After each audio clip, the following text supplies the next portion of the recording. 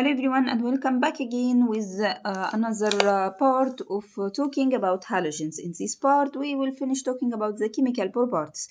We talked before about the physical properties and a part of chemical properties as well. Today we will complete talking about halogens chemical properties.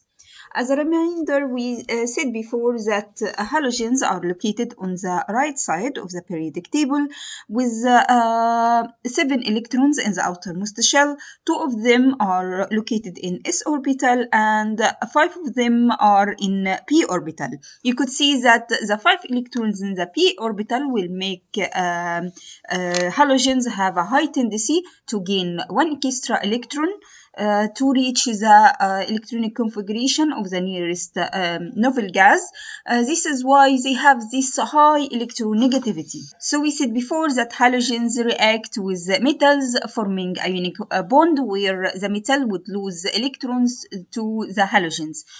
Each one atom of halogens would gain 1 electron to reach the electronic configuration of the nearest noble gas. For the halogens, reaction with nonmetals will be through sharing electrons in the covalent bond, and the sharing will provide the halogens the needed extra electron to reach the electronic configuration of noble gas.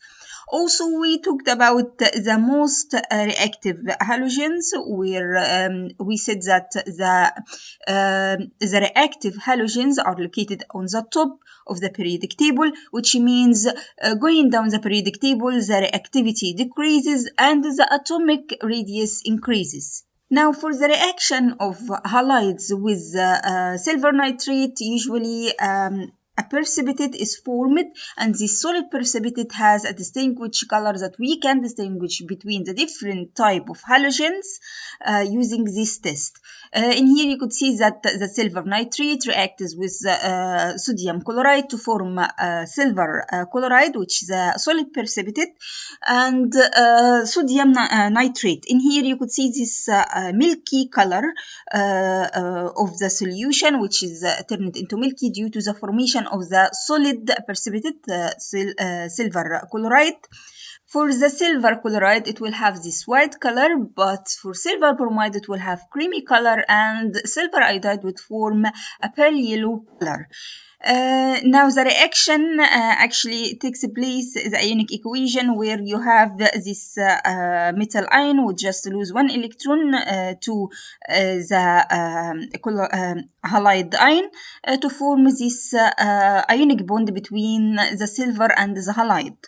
Now you could see that the difference in color between the 3 halides is very small. This is why we actually use another step to distinguish between the 3 types of halides. In this step, we usually add either dilute ammonia solution or concentrated ammonia solution.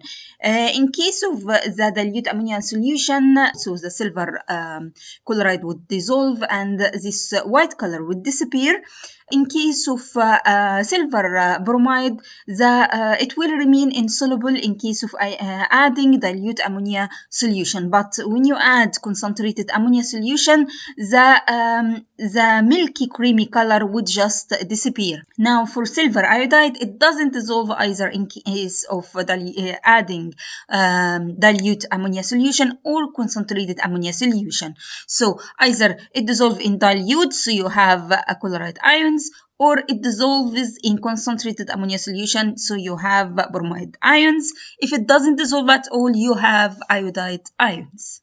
Now for the reaction of halides with the concentrated sulfuric acid, what it's formed in the first step is actually sodium sulfate and the hydrogen halides. And in here you could see that adding a drop of concentrated sulfuric acid to sodium chloride will just give us the hydrogen chloride gas, which we can collect.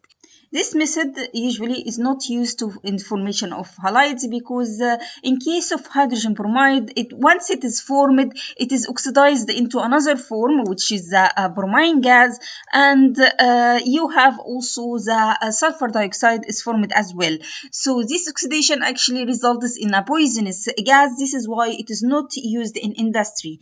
In the case of sodium iodide, first step you will form the hydrogen iodide. This hydrogen iodide would also oxidize, and the result will be a poisonous gas, either in case if you have 2 molecules of hydrogen iodide, you started with a formation of 2 molecules of hydrogen iodide. If you have 6 molecules of hydrogen iodide, the result would be a yellow solid sulfur.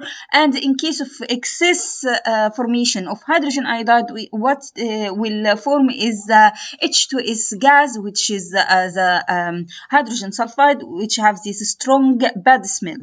So in here, if we tried again to answer the question why this reaction is not used, the concentrated sulfuric acid is not used to form any hydrogen halides, because it actually oxidizes the sulfuric acid, oxidizes the hydrogen halide that is formed into another form, releasing poisonous gases. Moving to disproportionation reaction, or what we call self-reduction oxidation reaction, where the halogen, part of my halogen would be oxidized and part of my halogen would be reduced. In here, you could see that the reaction of my halogen with a strong basic, which is the sodium hydroxide. It forms the salt and sodium chlorate. You could see that if I looked at the half reaction or the ionic equation, you could see that half of my molecule would just be reduced from oxidation 0 to -1, and half of my molecule will be oxidized from 0 to +1. This is why this disproportionation reaction is called self-reduction oxidation reaction, because oxidation reduction happens at the same time part of my molecule also will be oxidized. Now moving to the uses of halogens and their compounds, the first use is using chlorine solution in order to disinfect pools, swimming pools. And then here you could see that the first step when we use chlorine solution in water, what it will form is a chloric acid. The chloric acid usually decomposes fast, forming hydrogen chloride and oxygen, which kills the bacteria. Iodine also have antiseptic properties. This is why we use it in cleaning wounds. Now moving to another application of halogens is the bleach. The bleach is actually a mixture of sodium chloride with sodium chlorate. In industry, we obtain it by the reaction of chlorine solution with sodium hydroxide, and we will obtain both of them the salt, sodium salt, and sodium chlorate. Sodium salt and sodium chlorate, which is a bleach, is used to disinfect toilets and removing the stains of or dyes from any clothes. The last application of halogens with us today is the formation of polyvinyl chloride. So usually halogens, some of the halogens, which is the chlorine, the orfluorine is used in the formation of some types of polymers, and for chlorine it is used in the formation of PVC plastic, which we use it in plastic pipes. Also we use halogenated hydrocarbons in refrigerators and aerosols.